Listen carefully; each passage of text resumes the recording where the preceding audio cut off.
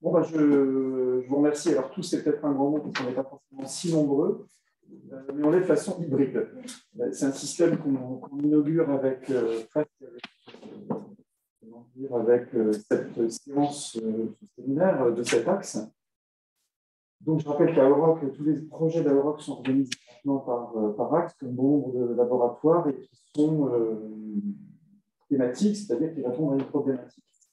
Et celle-là, à mes yeux, extrêmement originale, extrêmement précieuse pour le laboratoire, puisque l'un des objectifs de ce laboratoire, qui originellement était un laboratoire d'archéologie, était de faire un mariage heureux avec des collègues d'autres disciplines, travaillant sur les sources anciennes, à savoir évidemment tout d'abord les littéraires, les philologues en particulier,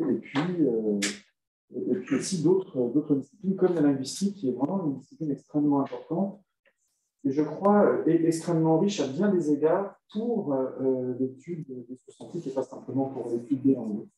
Et je voudrais dire ici un petit mot sur cette antienne qui anime notre monde en sciences humaines et sociales depuis un certain nombre d'années et qui faisait déjà soupirer Henri-René Marou, bon, certes à la fin de sa vie, dans un colloque à Malte qui n'avait du reste pas publié. Mais son texte peut être facilement trouvé grâce au miracle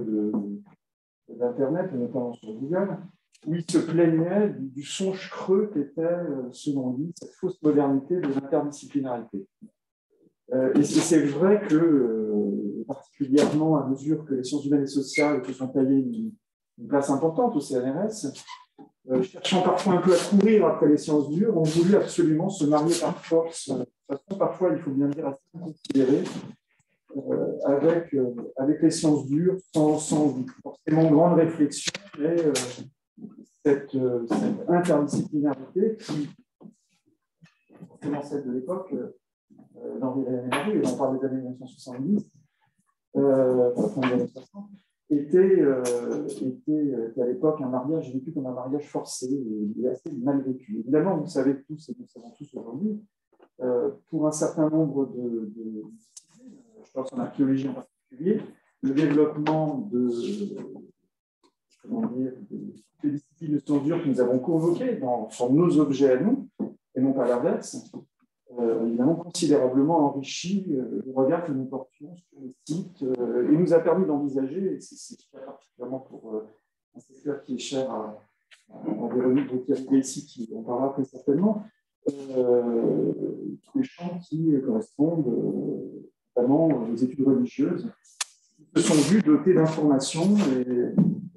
extrêmement précieuses. Et là, effectivement, la multidisciplinarité, pas l'interdisciplinarité, le fait de pouvoir convoquer un certain nombre de disciplines autour d'un même objet, comme pour en éclairer les facettes avec une lumière chaque fois un petit peu différente, a considérablement enrichi nos travaux et ont donné des informations extrêmement précieuses. Et ça, évidemment, on ne peut que s'en féliciter. La linguistique a été, vous le savez, pour des historiens, et notamment extrêmement importante. Elle l'a été pas simplement parce qu'elle a apporté des informations assez précieuses sur la langue, notamment pour ceux qui regardaient les textes, en regardant les sites, mais aussi parce qu'elle a apporté une méthode complètement et radicalement nouvelle. Et évidemment, on peut penser aujourd'hui un peu avec émotion à John Noel Adams, par exemple, qui a disparu l'année dernière,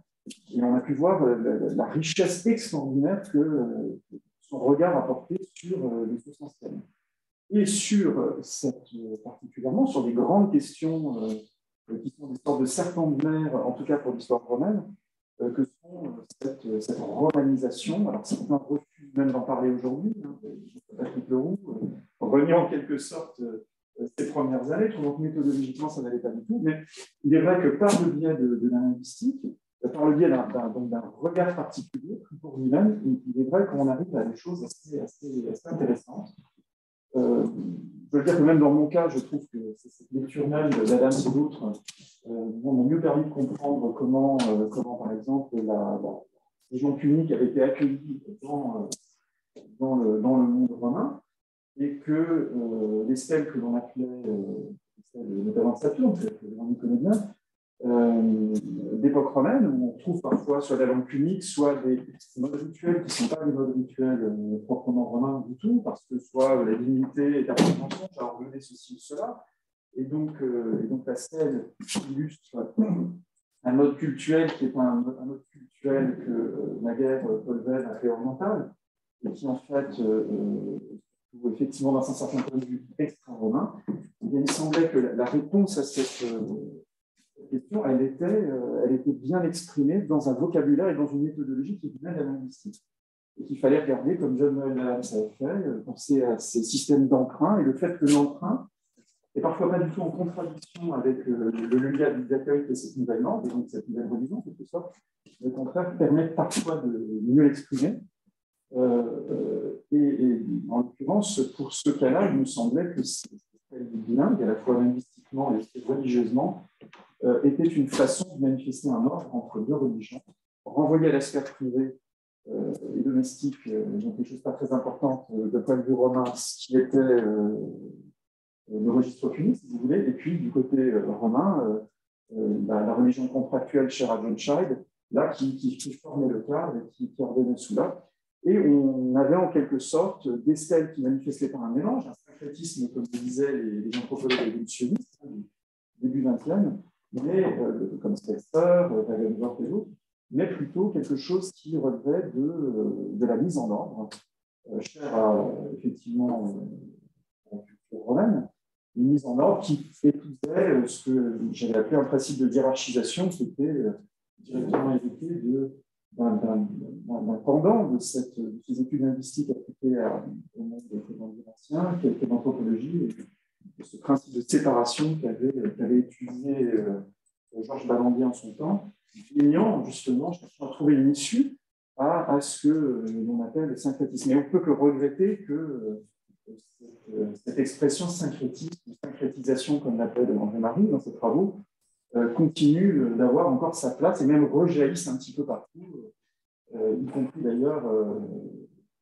encore de façon très très récente, et ce qui est un peu regrettable. Et c'est d'autant plus regrettable que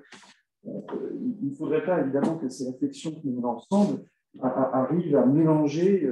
ce vocabulaire anthropologique, ce vocabulaire linguistique, une sorte de magma informe, comme c'est malheureusement souvent le cas. Et John Child, dans le livre qu'il avait fait, regrettait d'ailleurs la résurgence en fait de ces mouvances évolutionnistes, et résurgence d'autant plus regrettable qu'elles étaient, comment dire, suivies en quelque sorte, elles n'étaient pas assumées, il n'y avait pas une réflexion autour, c'est juste un certain nombre de mots qui étaient attrapés pour faire bien, pour faire interdisciplinaire. Bon, ça évidemment, c'est tout à fait regrettable. Pour lutter contre ça, la meilleure solution, effectivement, d'avoir des vrais spécialistes qui viennent de leur vraie discipline, qui discutent ensemble et montrent non seulement ce qu'ils font, mais aussi la méthode avec laquelle ils font. Je crois que c'est de ce côté méthodologique, avec non seulement ce vocabulaire, mais vraiment cette méthode rigoureuse que chacun peut montrer à l'autre, que là, effectivement, on peut faire un transfert en quelque sorte disciplinaire et un transfert heureux, éduqué et bien informé. Et c'est la raison pour laquelle cet axe est un axe extrêmement important au laboratoire, puisqu'il est là pour opérer cette rencontre. Et comme illustre d'ailleurs les différents intervenants qui viennent d'horizons très différents aujourd'hui. Voilà, en tout cas, je voulais remercier aussi au nom du laboratoire Ancadam et Daniel Petit pour l'organisation qui a été complexe de cette journée par ces temps de Covid.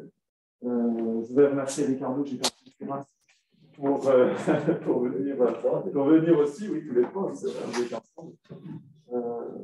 pour venir se joindre à nous.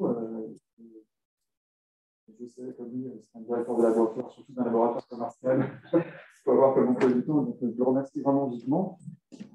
ainsi qu'Agnès Korn, qui peut peut-être pas directrice de laboratoire, mais assez occupée aussi.